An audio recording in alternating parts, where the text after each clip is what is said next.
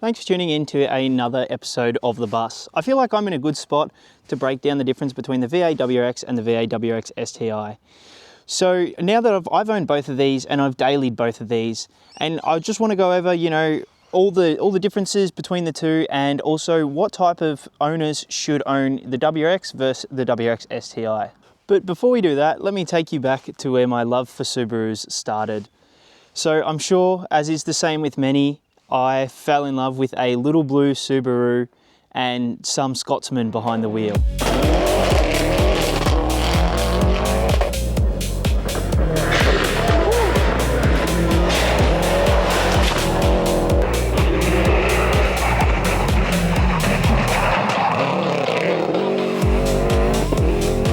Now, seeing this man drive so close to the edge and the legendary symmetrical all-wheel drive system in the Subarus literally gave me goosebumps as a kid.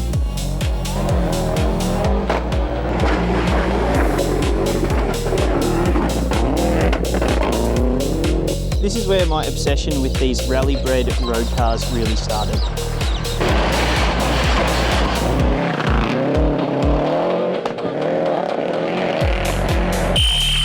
I always knew from a young age that I would own many Subarus, but that's not what we're here for. Now, to give you a bit of a backstory on my Subaru journey, when I was 18 on my red P plates, I actually bought a Subaru Liberty, a 1998 model, which is the same as me.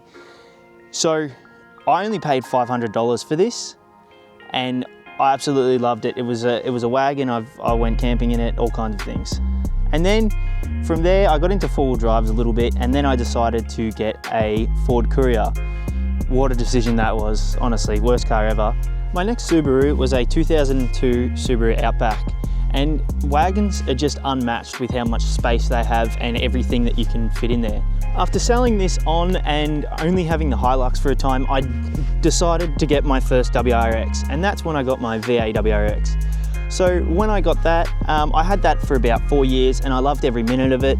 Unfortunately, someone decided to only look left at a roundabout and cleaned me up. These things happen, and then finally, after that happened, that was earlier this year, I went and got this one. And now this one has been my favorite so far. Of course it has, right? Just the badge itself is my favorite. Now that we have a bit of the bus lore down pat, let's get into the breakdown. We will tackle a few different areas and just really compare both models. Let's start off with something the old fellas will love, and that's actually fuel economy. So in the first VA WRX I had, it does have a direct injection engine, which is a more efficient engine overall. So I noticed, on hard drives, it would get about 12 litres per 100 around there. Around town, it would get around the 9 to 10 litres per 100. And on highway Ks, it would get about 6.5. That was the lowest I ever saw doing highway Ks on a flat highway. So that's pretty good. That's only sipping fuel really. And then compared to the WRX STI. Now, this engine was designed in the 90s. It's been refined a little bit, but it was designed in the 90s. So essentially, because it was designed in the 90s and it's a port injection engine, the economy is not so good. So on hard drives, I've seen 14 to 15 litres per 100, a little bit more than that sometimes. Around town, I see in between your 11 and 12, and then I've only ever seen it go down to about 10 on highway Ks. They say on the data, they say that it goes down to 9.5 or 9.2, and I've never seen anything close to that, but maybe I'm just a lead foot, which, let's be real, could be a possibility. I think it's clear which model has better fuel economy, and let's go over why. The WRX has the FA20 DIT, which is a direct injection engine that allows the engine to run cooler and with less friction. I'm no engineer, but I understand the basics here. As for the WRX STI, this has the EJ257T, which is a port injection engine, which is a far less efficient injection system overall. However, the positive trade-off for port injection engines is that you can usually make more power with them. Of course, this doesn't account for every engine. You can feel the EJ more through the car, and it feels more torquey, genuinely, than the FA20, although the FA20 has a much smoother power curve. In my opinion, the note an EJ gives out cannot be matched, so I would always go for the EJ. I'd rather smiles per gallon every day. Of course, both of these are manuals, as I love feeling in control and have only owned cars with 3 pedals. The CVT in the WRX leaves a lot of performance behind. Now, moving on to the maintenance side of things, and the WRX wins this one undoubtedly. Look at where the oil filter is located. This makes it so easy, but because they're both boxer engines, maintenance like spark plugs and really anything on the sides of the engine will most likely require you to drop the subframe. They are both very similar maintenance-wise, but being that the WRX is a direct injection engine, it does require an engine conditioner / intake cleaner pretty much every service, as these are prone to have bad carbon buildup, which kill the engine over its lifespan. Now, how does the ride quality compare between the two? Well, the WRX has pretty stiff suspension, or at least I thought it was stiff before the WRX STI. I now realise that the WRX gives you more comfort but less performance than the STI suspension, but there is a fair bit of road noise on both models. But the WRX is still quieter. The STI definitely has stiffer suspension, although it's a bit of a harder thing to compare as it has been lowered and currently has 20-inch rims, which definitely don't help with how much rubber is absorbing the shock, we'll say. So in the STI, you feel most, if not all, bumps on the road, but the mechanical feel of the road through the car on both models feels great. If you're an enthusiast who likes to feel the road through the car, these are awesome cars for that. All in all, the STI feels like a much sharper experience on spirited drives, while the WRX can get you into trouble if you aren't aware of the body roll, although it's negligible. Moving on to the tech side of things, both cars I've owned were the premium models, and I have to say, even for a 2015 and 2016 model car, the balance between technology and analog is just too perfect. Both traction control systems are super predictable if you get a bit messy. The track mode on both of them allows for more loss of traction, and traction control off is just too much fun. As far as other tech goes, it's very similar. Both have knobs and buttons that are practical and easy to use in the cab for your aircon, all those kinds of things, your radio and everything like that. Where the tech is different is the STI's driver's control center differential. So that is the control in the middle. So what this does, it's actually a center diff that allows you to change the power bias from front to rear. And honestly, this has been far too much fun to play with on dirt roads and when the roads are wet, without traction control, of course. Changing the car to rear bias gives you more confidence through corners by lessening the understeer of the car. This can be a pitfall though, as it does increase the chances of oversteer. Ask me how I know. I haven't really used front biased, but I've seen many people use this in the wet as it is generally considered safer. Front wheel drive cars, they're pretty safe in the wet, so it's generally considered safer, right? The other bit of tech that I personally can't go past is the 3 throttle maps and tunes that are at your fingertips. The STI comes with 3 different options. First up, we've got the intelligent mode. So that is essentially just fuel economy mode. Well, that's what I leave mine in most of the time. That's just the daily mode, right? Keeping it on intelligent modes just makes it a bit smoother in traffic. If you've got start-stop traffic, the throttle's not so sensitive, all these things. But the other 2 modes are quite similar. So there's Sport and Sport Sharp, and this is where the STI really comes alive.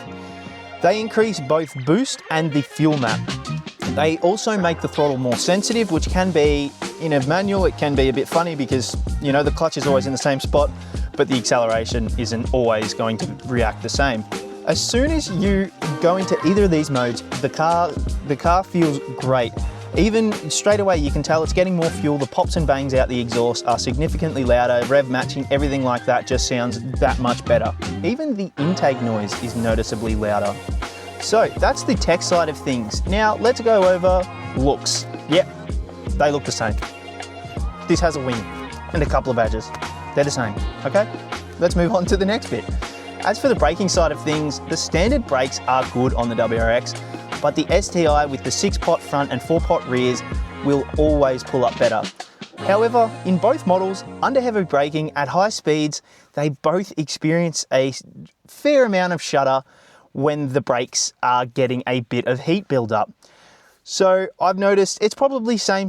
Maybe the the STI can cool off a little bit better, but it's kind of negligible. Interiors in both models are pretty much the same. Again, premium models in both. You do get a little bit of extra red leather in these ones, as well as just some really cool STI logos that light up and everything like that. However, the gauge cluster on the STI, even though they're like pretty much the same, I can't put my finger on it, but it just looks a little bit more race. And it even has a shift light. Like, the shift light doesn't come on when you're in Intelligence. In Intelligence, it gives you an arrow when to shift up for fuel economy. As soon as you put that in Sport or Sport Sharp, you get that shift light when you're at redline. How cool is that? As for the mods on each of these, I had them set up the same. The WRX has a cold air intake with an axle back exhaust, as well as a GFB adjustable blow-off valve and 18-inch Avid AV06 wheels. Now, the STI currently has a 25 to 50 mil suspension drop, not 100% sure it was done before I bought it, with a cold air intake, that's a pair-in cold air intake, and the same axle back exhaust off my old WRX. It has 20-inch wheels, which I'm not a fan of, as you can feel every single bump and pothole. But I think I will go back to the 18-inch Avids. I love the look of them. I would like TE37s, but look, I can't even afford the Avids right now, so we're just gonna have to wait. There's one more thing I wanna go over, and that's price. So what's the difference in the price between the two? So back in 2021, around there, yeah, 2021, that sounds right. Back in 2021, I bought my 2016 WRX. It had about 88,000 Ks and it cost me about 32 to 33,000. Now, I got this year. This is a 2014, but it's an MY15 WRX STI. So it's a first model, bit risky there, but it's okay. It's gonna be well looked after with me anyways. Now, I paid about 32 to 34 for this, which is probably a bit more, but this is one of those examples that has just been looked after. So if you're looking between a WRX and a WRX STI, you can look for an STI that has slightly higher Ks, and that might cost you, might cost you the same or $5,000 more. If you're looking for something that has the same amount of Ks as a WRX, it could cost you anywhere from 5 to 10,000 more than the WRX. But like I said, if you're an enthusiast, this will be well worth it. This little package is so worth that money. There's no other car that you can have so much fun with for such a low price. Granted, you can get some older cars, yeah, that's fair, but what can you get that's modern, comfortable, well, depending how you drive it, comfortable and reliable? Like, I haven't had an issue with either of these cars. What type of drivers should own what model? If you have long commutes but still want something fun, then the WRX is really a no-brainer, as it sips fuel on highway Ks. This also fits with the car enthusiasts who don't plan on making much power and just want a bit of sound and fun. The FA20 hasn't been overly developed to make power. The FA24 is starting to get these mods, but it can be done and usually requires converting from direct injection back to port injection. So why would you? Then you're losing your economy.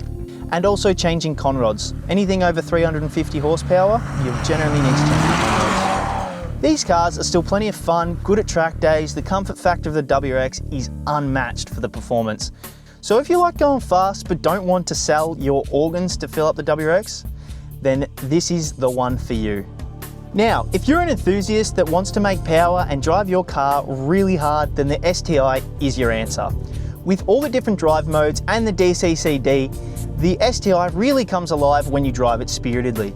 No matter if you're on paved roads or gravel, the locking center diff makes it a great experience. Yes, the ride is harsher and there is a bit more road noise, and it is more noticeable. But if you are anything like me, like to feel exactly what's going on underneath your arse in the seat, then the stiffer suspension is the way to go. Both of these cars were my dailies and they do this role well. I have used both cars for Bunnings trips for stuff that's over about 2 meters, a little bit longer, and you just put the seats down and then they honestly, it fits so much. Just don't take a passenger with you because they might have to walk home. That's not good for anyone. This is my breakdown of the WRX versus the WRX STI in the VA model. So let me know in the comments down below if you think I've missed anything, what's your opinion, which one would you buy, and anything like that. Anyways, thanks for watching. I will catch you guys on the next one. Have a good one.